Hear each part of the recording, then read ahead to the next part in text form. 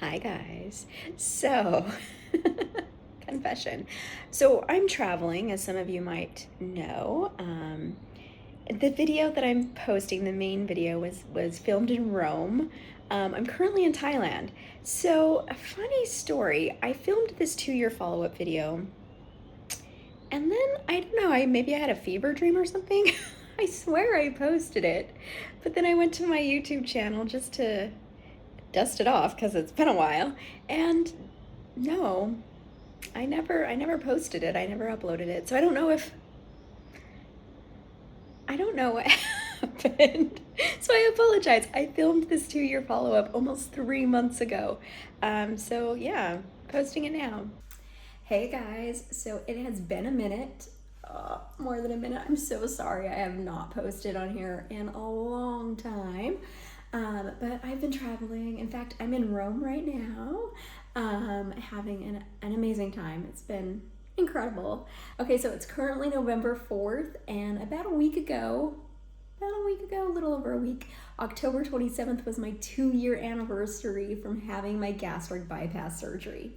2 years. Oh my goodness, it has flown by. I can't believe it. So, where do I stand with after gastric bypass surgery now 2 years on? Well, I have absolutely no idea what I weigh because I don't have access to a scale. I do know that I'm up from my lowest weight, but I'm still like not overweight or obese. So I'm still doing well, I think. So I started, my highest recorded weight was 228 pounds. I'm only 5 feet tall, so for reference.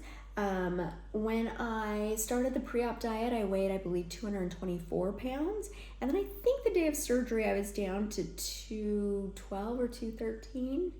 My lowest recorded weight after surgery, about a year after, was a little over a year after, I was down to 110 pounds.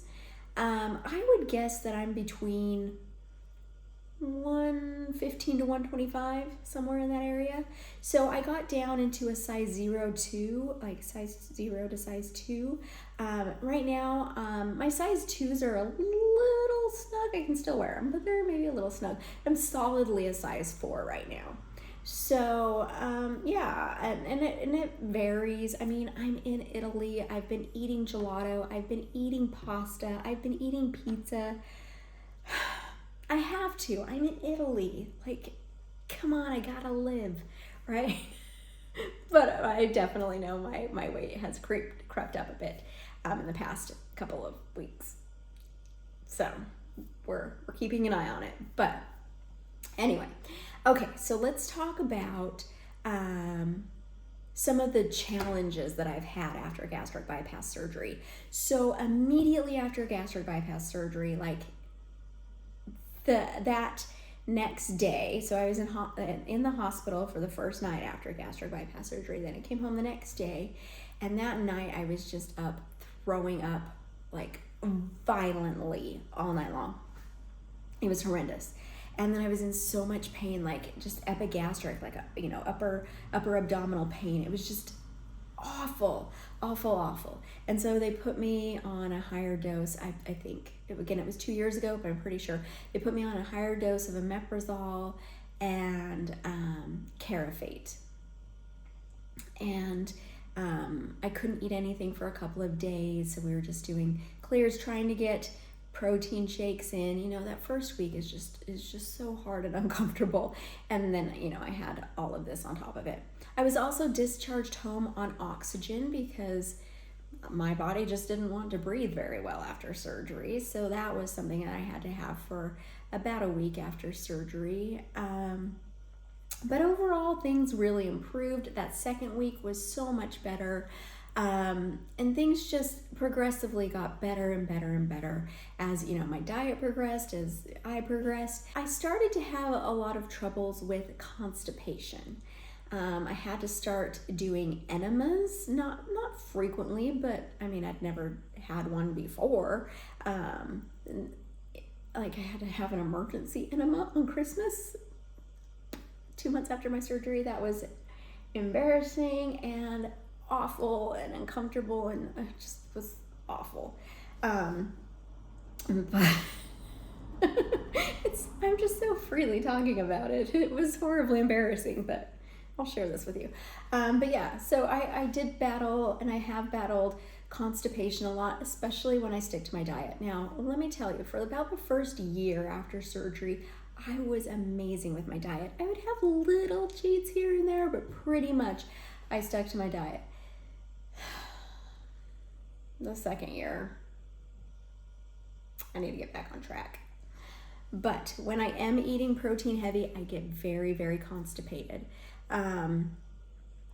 When I am eating carbs, like a lot of carbs, things move a lot better. But yeah, there are definitely negatives to that as well. Okay, so I also started, having bouts of really bad stomach pain after surgery, like a few months after, so I'd have to go back on omeprazole, and then we'd wean me back off, omeprazole being Prilosec, then we'd wean me back off, and I'd be fine for a little bit, but then that horrible pains would come back. Anyway, today I'm just on omeprazole, and we're pretty sure I'm going to be on it for the rest of my life. We did an upper GI, I have ulcers, and of course, with this little pouch, we're trying our best to preserve what we can. So we really need to protect my stomach. So it's the Prilosec life for me. I've been very careful about, no NSAIDs. I didn't drink alcohol for over a year after surgery. Of course, I don't smoke anyway, but I haven't been smoking. Like, I've been doing all these things to prevent ulcers, but I still got ulcers anyway. So we have to be on the Prilosec. So because my diet was so good for the first year, I thought that I just lucked out, or didn't luck out, depending on how you view dumping syndrome. I didn't get dumping syndrome pretty much, maybe just a couple of times in that first year. And I just thought that I didn't get dumping syndrome. But then as my diet started to get a little more crappy, I get dumping syndrome all the time now. All the time. I had an episode again today because I had gelato. So, I definitely see the cause and effect here. I know it's causing the dumping syndrome. It's not a mystery. But man, it's awful. Like, I was out walking around Rome, and I went into a print shop because I needed to get some things. I'm going on a cruise here soon, and needed to print my luggage tags, and I just started to dump in the store. And when I have dumping, so I get sweaty and I get dizzy, and I honestly feel drunk, and not like happy drunk or oh, I'm so silly. No, the drunk when you're like the world is spinning but without you, and you're just kind of like, whoa, what is happening? What are you talking to me? What do words mean? That's the kind of drunk I get, or what I start to feel like when I'm dumping. And so the guy at the desk was trying to tell me the email address to send the documents to so that I could print them, and he was speaking English. But I was just like, huh? And he said, English, right? English? Yeah. And it wasn't computing, and it was so embarrassing.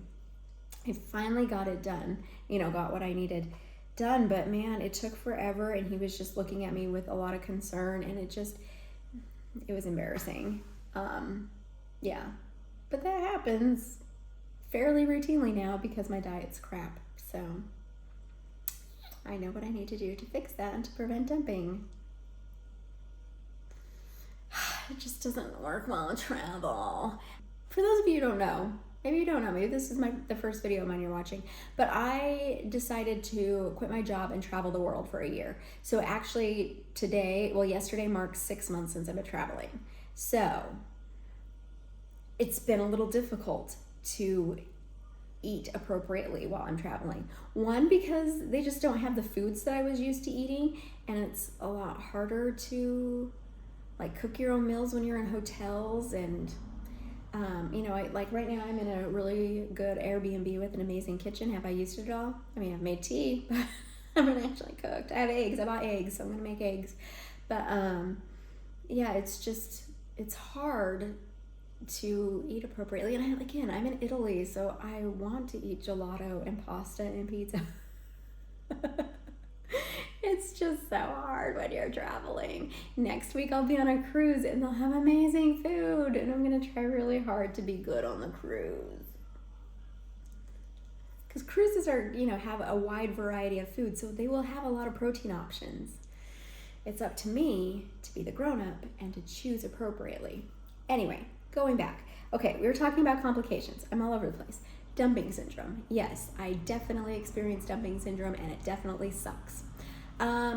So since surgery, I burp a lot, and it's like become very just second nature to me. I'll drink something, I'll eat something, and I get little burps, and they're like little froggy burps. But they're so natural to me now that I just let them happen. And people will look at me and I'll be like, oh my gosh, I was just burping like crazy in public.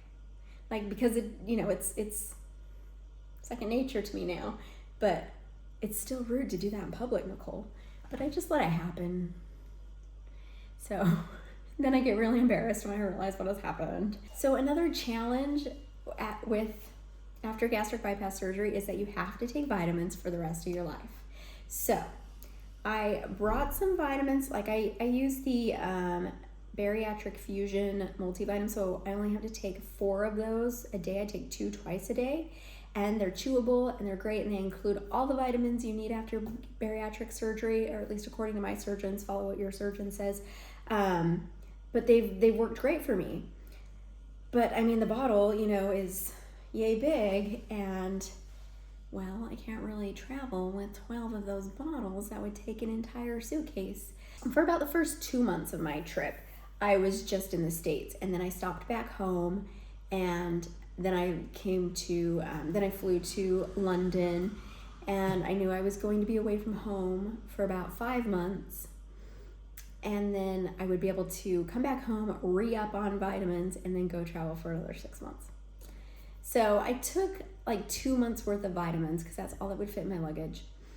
And I just thought, after 2 months, I'll just stop at a pharmacy in Europe and just do traditional vitamins. Like, they have bariatric patients. They have vitamins like we do over there. It'll be fine.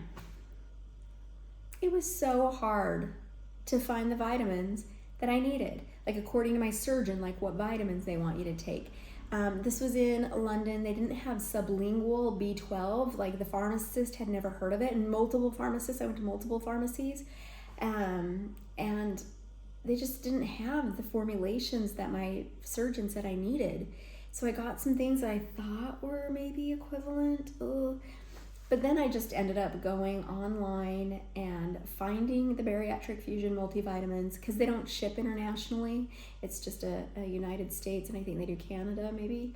But I found a site that would order them and send them to me in London. So I actually ordered a bunch and had them sent to London at a high cost. But anyway, I got my vitamins. But then when I was in Spain walking the Camino de Santiago, I started getting really, really, really bad diarrhea every time I'd take my vitamins. Like, I would take my vitamins, and then about 30 minutes later, it was, you have to find a toilet. I don't care that you're in a very small medieval town in the middle of nowhere in northern Spain. You need a toilet right this second, and you will be on that toilet for hours. It took a couple of days before I realized that the common denominator, the thing that was causing it, was every time I took my vitamins, 30 minutes later, this happened. So that was fun. So I just stopped taking my vitamins. So I didn't take my vitamins for like 3 weeks.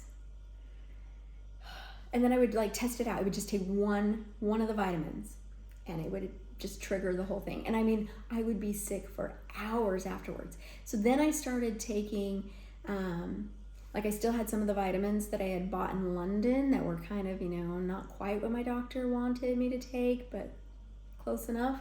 I started taking those, and they didn't make me sick. So then I started taking those for about a week. Every now and then I would try another one of the bariatric fusion vitamins, and then finally they stopped making me sick. I don't know what that was, but it lasted for about a month. But now I'm back to the bariatric fusion vitamins. They don't make me sick, knock on wood, anymore. So But, okay, I'm getting on this cruise and I'm going back home. I'm going to be home for Thanksgiving for a week, and then I'm flying to Thailand. I am only taking a backpack for the next 6 months of my trip. I cannot take these bariatric fusion vitamins with me. I just don't have luggage space. So I have in the past tried topical patches that my doctor said were sufficient.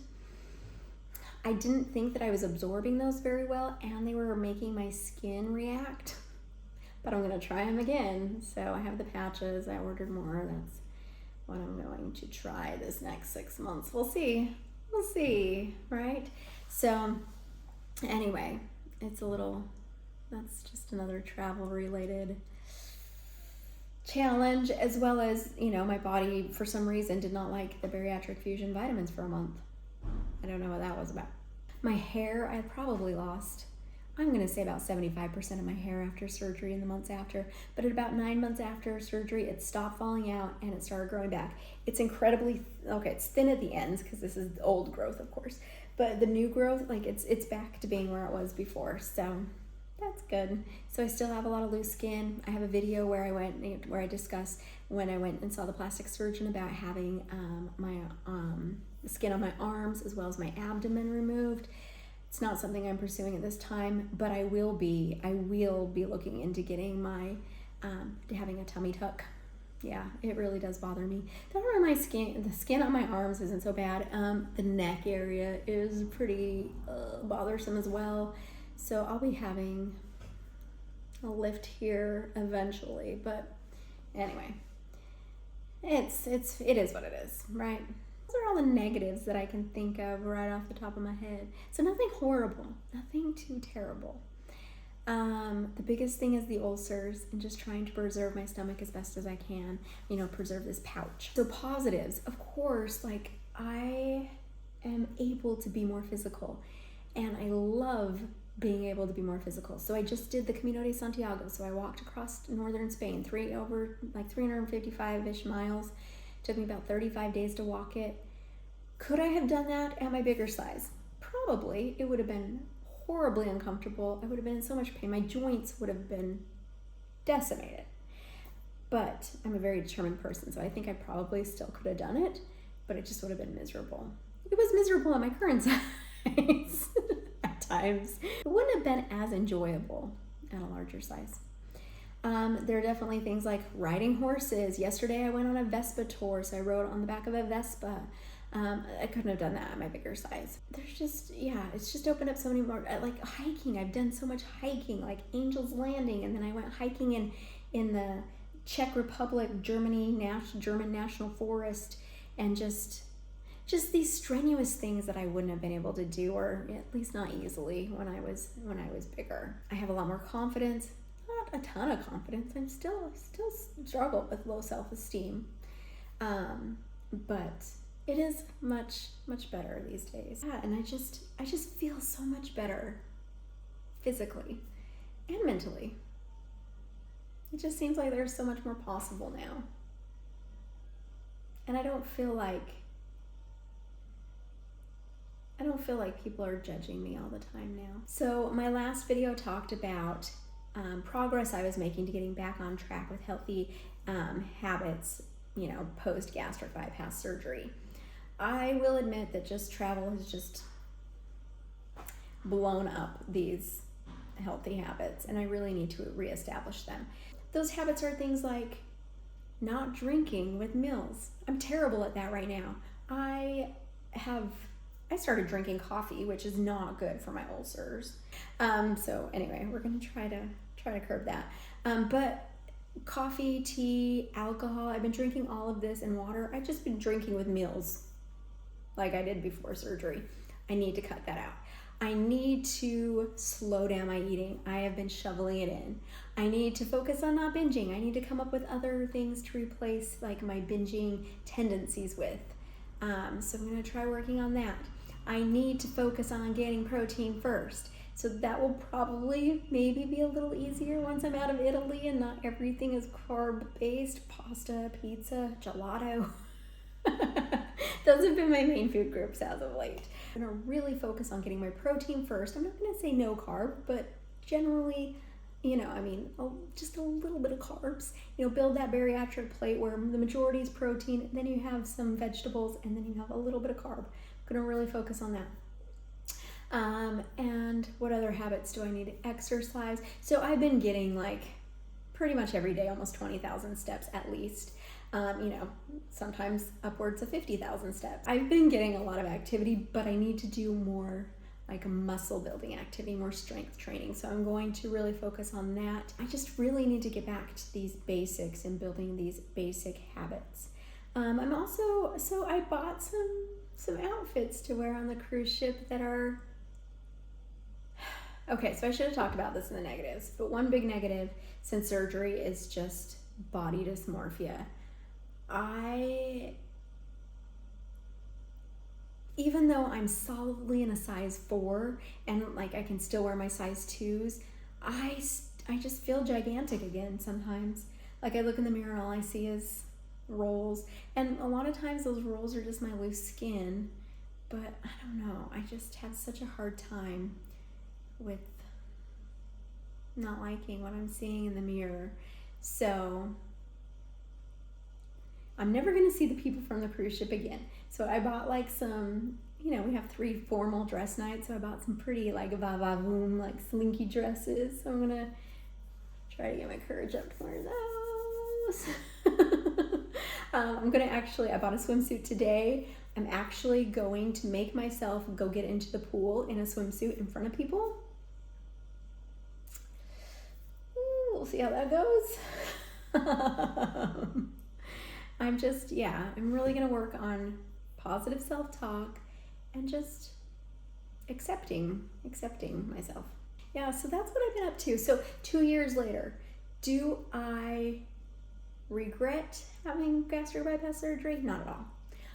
It was the best decision for my situation. Everybody's situation is unique. I can't tell you if it's going to be the best, the best decision for your situation. That's something that you need to discuss with your healthcare team and, really discuss with yourself as well. But yeah, for my situation, it was definitely the best decision I could make. I've slipped up a little bit. I have definitely not stuck to all of the rules since I've been traveling. I need to get back on track. I know there's still going to be just, it's really hard traveling. That's all I'm going to say. It's just so hard when you're traveling to eat healthy all the time and to do all these things that I need to do. So the next 6 months might continue to be a little rough, but once I get back home from my travels, I'm really, really going to buckle down and get back on track with this. But thank you so much for watching. I am going to try my best to have more videos up for you guys. I do have some ideas for how I want this channel to go when I get home. I do have a lot of plans for really fleshing this out and bringing a lot more content to you in the future once I get done with my travels. But this year of travel is just, something I've been planning for 5 years, and just something that I really wanted to do and needed to do. So I apologize. It's kind of just meant everything else has just been on pause. But yeah, thank you so much for watching, and I will catch you guys in the next video, which hopefully won't be too long from now. Bye.